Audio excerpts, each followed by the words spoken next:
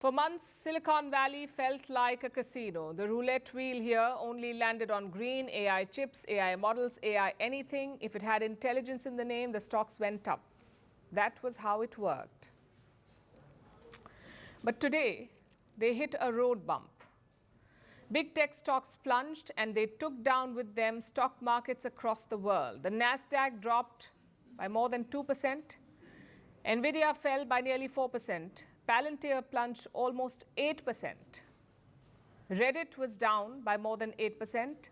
Amazon slid almost 2%.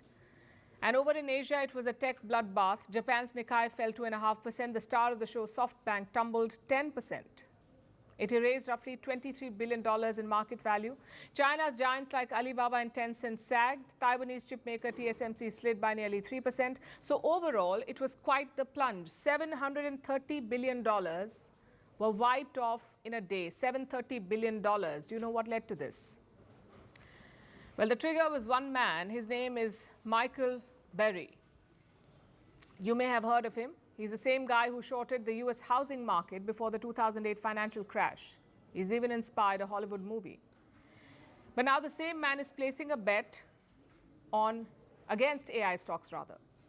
His hedge fund has bet $1.1 billion on a fall in prices for AI-related stocks, especially Nvidia and Palantir. Basically, he is shorting AI stocks. What does that mean? What is shorting a stock? Imagine you borrow your friend's fancy iPhone. It costs around 1 lakh rupees. So you borrow this 1 lakh rupee phone and you sell it for 1 lakh rupees. And you're hoping that next month the hype will cool.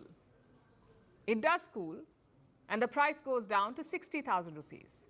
Then you buy that same phone back at a lower price, at 60,000 rupees. You give it back to your friend, but you pocket the difference. So you make a profit of 40,000 rupees. That essentially is shorting. You don't own the thing, but you bet on its price falling. If the price drops, you win. If it shoots up instead, you lose money, sometimes a lot of money. This bet is called shorting. And right now, Michael Burry is shorting AI stocks. In fact, he's doubling down on his bet. He even posted about it on social media. He said, and I'm quoting, "Sometimes we see bubbles. Sometimes there is something to do about it. Sometimes the only winning move is not to play." In other words, he is betting that this AI bubble will burst. And he's not the only one. There's a lot of talk about an AI bubble, about how AI stocks are overvalued and how a historic correction is coming. Many compare it to the dot-com bubble. Back then, the internet was the next big thing. It was going to change everything. Billions of dollars were poured into half-baked ideas. Thousands of companies sprouted. Yes, the internet did change a lot, but it did not change everything. The Nasdaq lost nearly 80% of its value between the years 2000 and 2002. And now many observers fear that this AI bubble could be similar. But here's a twist. Palantir reported 63% revenue growth. Amazon just announced a $38 billion mega AI deal with OpenAI. Nvidia became the first ever company to hit a $5 trillion valuation. These are real businesses with real profits, which makes the sell-off even more psychological.